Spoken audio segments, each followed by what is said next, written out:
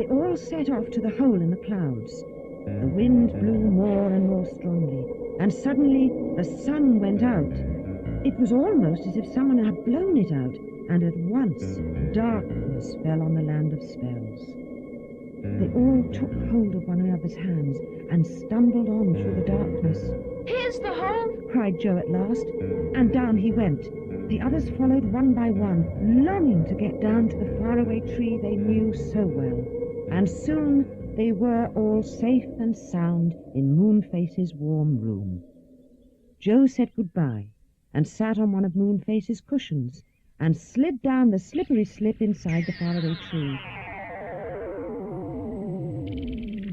Then he ran as fast as he could through the enchanted wood until he reached the cottage. His mother and sisters and Dick were very pleased to see him back, and as Joe jumped into bed, he called to Dick, Oh, Dick, I had such a funny time in the land of spells. What do you think about the faraway tree? And Dick replied, I think it's wonderful, Joe. I really do. I am lucky to come and stay with you and share your adventures in the enchanted wood. and they all fell asleep, dreaming about their friends Silky and Saucepan and Moonface and the others.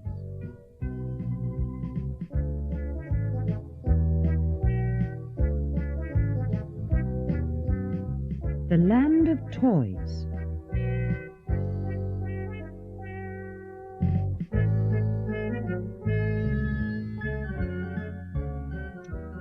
After the adventure in the land of Topsy-Turvy, Dick went with Joe and Bessie and Fanny to the faraway tree whenever he could. One afternoon, Silky came out of the enchanted wood to see the children who were all in the cottage garden. She leaned over the gate and called to them. Hello, I've come to tell you something. They called back. Hello, Silky dear. Come on over. Hello, Silky dear. Hello. Come on. Silky came in. She sat down on the wheelbarrow. The old saucepan man wants to give a party, and he says, will you come?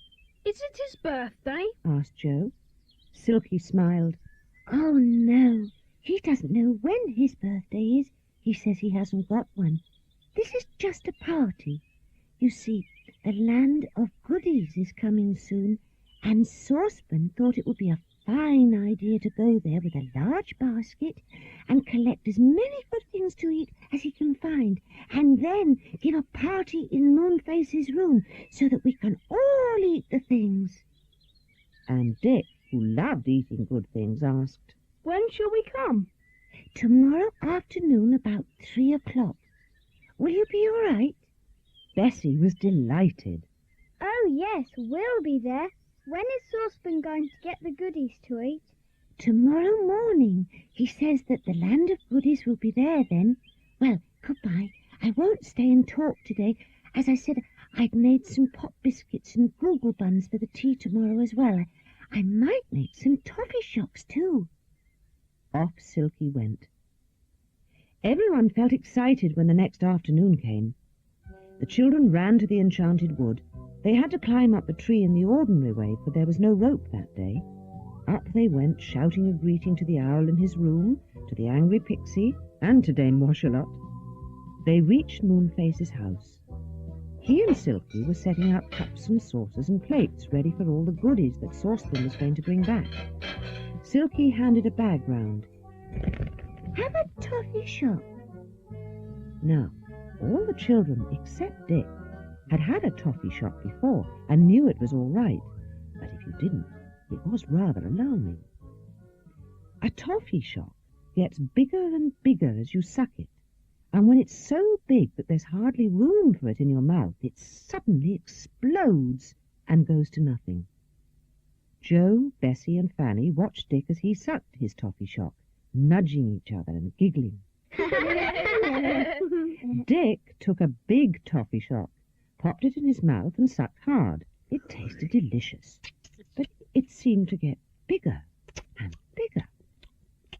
Dick tried to tell the others this, for it surprised him very much, but the toffee shock was now so big that he could hardly talk.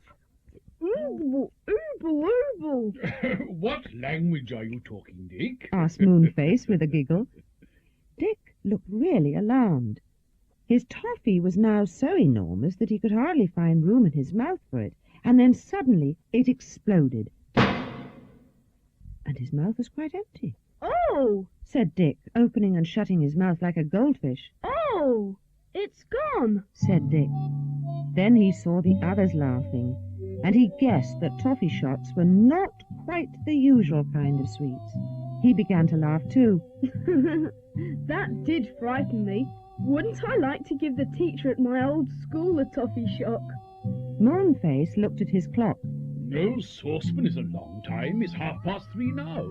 And hello, here's someone coming now. Perhaps it's old Saucepan, but I can't hear his kettles clanging. Down the ladder came a wooden soldier. He saluted as he went past, and Moonface called to him. Hi, wait a minute. How is it that you live in the land of goodies? The wooden soldier seemed surprised. Oh, don't. I live in the land of toys. What? Is the land of toys up there now? Asked Moonface, standing up in astonishment. Of course it is. The land of goodies doesn't arrive till next week. Goodness! Groaned Moonface as the soldier disappeared down the tree. Old Saucepan has made a mistake. He's gone to the land of toys instead of the land of goodies. We'd better go and tell him, said Silky. You children can stay here till we get back, and then we'll have some tea. Help yourselves to toffee shots whilst we're gone. Bessie jumped up. We'll come too. The land of toys sounds exciting. I wish we'd brought Parnell, our doll. She would have loved to visit the land of toys. I suppose it isn't at all a dangerous land. Asked Joe. Of course it's not dangerous. Toys just come alive, said Silky. They all went up the ladder. They were very anxious to see what the land of toys was like. It was exactly as they had imagined it. Dolls' houses, toy sweet shops, toy forts, toy railway stations stood about everywhere, but much bigger than proper toys. Teddy bears, toy soldiers, dolls of all kinds, stuffed animals and clockwork toys ran or walked about talking and laughing. Bessie was really excited by it all. Oh, I say, this is fun. Oh, look at those wooden soldiers all walking in a row. The children stared round, but Moonface pulled their arms. Come on, we've got to find out where old Saucepan Man has got to. I can't see him anywhere. The 6 of them wandered about the land of toys. Clockwork animals ran everywhere. The Saucepan Man was simply nowhere to be seen. I'd better ask someone if they've seen him, said Moonface at last. So they stopped a teddy bear and spoke to him. Have you seen a little man hung about with kettles and saucepans? The teddy bear frowned. Yes, I have.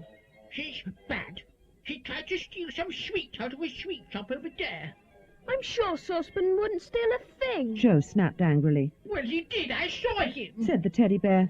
Moonface gasped. I know what's happened.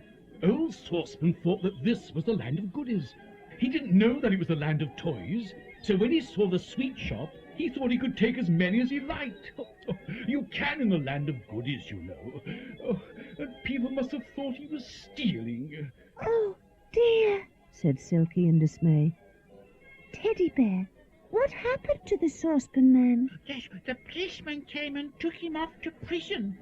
There's the policeman over there. You can ask him all about it. The teddy bear went off. The children, Moonface and Silky, went over to the policeman. He told them it was quite true what the teddy bear had said.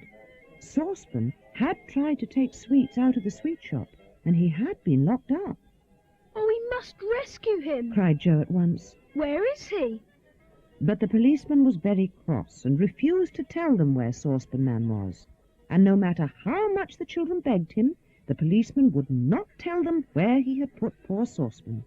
Well, we must just go and look for him ourselves. That's all, said Joe, and the 6 of them wandered off through the land of toys, shouting loudly as they went, Saucepan, do